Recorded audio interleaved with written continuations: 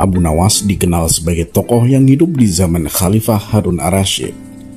Selain dikenal sebagai penyair, Abu Nawas yang bernama lengkap Abu Ali Al-Hasan bin Hani Al-Hakami ini juga seorang sufi.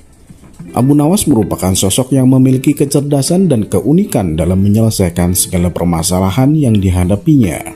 Dikisahkan pada saat itu, Raja Harun ar-Rasyid menunjuk kawannya untuk menjabat sebagai gubernur di kota Abu Nawas.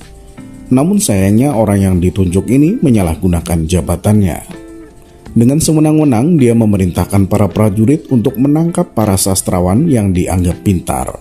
Setelah beberapa sastrawan berhasil ditangkap kecuali Abu Nawas, mereka dihadapkan kepada gubernur yang baru. Satu persatu di antara mereka ditanya oleh sang gubernur. "Menurutmu, saya itu gubernur yang adil atau zalim?" tanya si gubernur. "Anda adalah gubernur yang zalim," jawab sastrawan pertama. Sang gubernur terperanjat dengan jawaban tersebut. "Apa alasanmu?" tanya sang gubernur. "Karena Anda telah menangkap kami tanpa sebab," jawab sastrawan pertama. "Prajurit, masukkan dia ke dalam penjara. Besok dia harus dihukum mati," pinta sang gubernur. Sastrawan berikutnya dipanggil dan diberi pertanyaan yang serupa. "Menurutmu, saya itu gubernur yang adil atau zalim?" tanya sang gubernur. "Tuanku adalah gubernur yang adil," jawab sastrawan kedua. "Apa alasanmu?" tanya sang gubernur kembali. "Karena tuanku sangat memperhatikan rakyatnya," jawab sastrawan tersebut. "Kamu pembohong. Prajurit, masukkan dia ke dalam penjara. Besok dia harus dihukum mati," kata sang gubernur. Begitulah seterusnya. Apabila dijawab adil ataupun zalim, sang gubernur tetap memberikan hukuman mati kepada para sastrawan. Kemudian beberapa sastrawan yang belum tertangkap mendatangi rumah Abu Nawas. "Tolonglah kami Abu Nawas, beberapa kawan kita dijatuhi hukuman mati," kata mereka penuh khawatir. Abu Nawas terkejut mendengarnya. "Kenapa gubernur melakukan hal itu? Bagaimana ceritanya?" tanya Abu Nawas heran. "Kami sendiri juga tidak tahu Abu Nawas. Tanpa sebab gubernur yang baru menangkapi para sastrawan di kota kita. Lalu mereka ditanya satu persatu, apakah dia gubernur yang adil atau zalim? Bila jawabannya zalim, akan dihukum mati.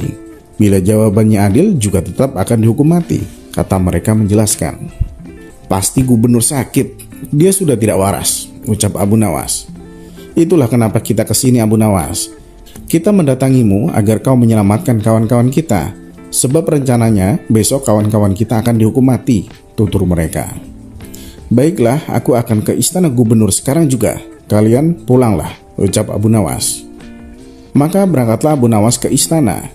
Sesampainya di tempat gubernur, Abu Nawas langsung menghadap sang gubernur. Melihat kehadiran Abu Nawas, sang gubernur langsung emosi. "Ngapain kau datang ke istanaku?" tanya sang gubernur. "Saya mendengar kabar Anda menyuruh beberapa prajurit untuk menangkapi para sastrawan pintar di kota ini. Tapi kenapa aku tidak ditangkap? Saya sangat tersinggung," jawab Abu Nawas. "Oh, jadi kamu menganggap dirimu bagian dari mereka?" tanya sang gubernur. "Tentu saja, masyarakat di kota ini tahu siapa aku. Aku adalah sastrawan terpandai di kota ini," balas Abu Nawas. "Baiklah, Algojo, tangkap Abu Nawas dan penggal lehernya," perintah sang gubernur. "Tunggu dulu, sebelum leherku dipenggal, perintahkan algojomu agar jangan sampai merusak rambutku, sebab aku baru saja keluar dari tukang cukur," sahut Abu Nawas. Mendengar itu, sang gubernur langsung tertawa. "Itulah jiwa kesatria yang aku kagumi darimu. Aku mengampunimu Abu Nawas," kata sang gubernur. "Bolehkah aku meminta satu permintaan?" tanya Abu Nawas. "Apa permintaanmu Abu Nawas?" jawab sang gubernur. "Saya juga meminta pengampunan untuk kawan-kawanku," pinta Abu Nawas. Sejenak sang gubernur terdiam. "Aku akan mengabulkan permintaanmu, tapi ada syaratnya. Kamu harus bisa menjawab 3 pertanyaanku," ujar sang gubernur. "Baik tuan, saya siap menjawabnya," sahut Abu Nawas. "Menurutmu, aku gubernur yang adil atau zalim?" tanya sang gubernur. "Tuan bukan gubernur yang adil, bukan pula gubernur yang zalim. Orang-orang yang zalim itu adalah kita, sedangkan Tuan adalah pedang keadilan yang membalas kezaliman," jawab Abu Nawas. "Luar biasa, jawabanmu sungguh menakjubkan Abu Nawas. Sekarang pertanyaan kedua, mana yang lebih bermanfaat, matahari atau bulan?" tanya sang gubernur. Matahari terbit di siang hari bersamaan dengan terangnya dunia. Maka menurutku matahari kurang bermanfaat, sementara bulan terbit di waktu malam yang menerangi dunia dan menjadikannya seperti siang. Maka menurutku manfaat bulan lebih besar, jawab Abu Nawas. Sang gubernur pun tertawa dengan jawaban Abu Nawas, meskipun nyeleneh tapi masuk akal. Baiklah Abu Nawas, sekarang pertanyaan yang terakhir. Menurutmu, warna angin itu apa? Tanya sang gubernur. Warna angin itu merah, Tuan, jawab Abu Nawas enteng. Apa alasanmu? Tanya sang gubernur kembali. Kalau kita masuk angin, lalu badan kita dikerok, pasti akan muncul warna merah pada tubuh kita. Itu menunjukkan kalau anginnya sedang keluar. Berarti warna angin adalah merah, jawab Abu Nawas. Untuk kedua kalinya, sang gubernur dibuatnya tertawa terpinggal-pinggal karena jawaban dari Abu Nawas. Kamu memang cerdik, Abu Nawas. Kamu mendapatkan apa yang kau inginkan. Ternyata apa yang dikatakan Baginda Raja tentangmu memang benar apa adanya, Abu Nawas, tutur sang gubernur. Abu Nawas pun spontan kaget mendengar nama Baginda Raja disebut. Maksud Tuan bagaimana? Tanya Abu Nawas penasaran. Sebelum aku ditugaskan kemari, Baginda Raja memberitahu saya kalau di kota ini banyak sastrawan pintar. Dan di antara sastrawan yang paling cerdik adalah kamu.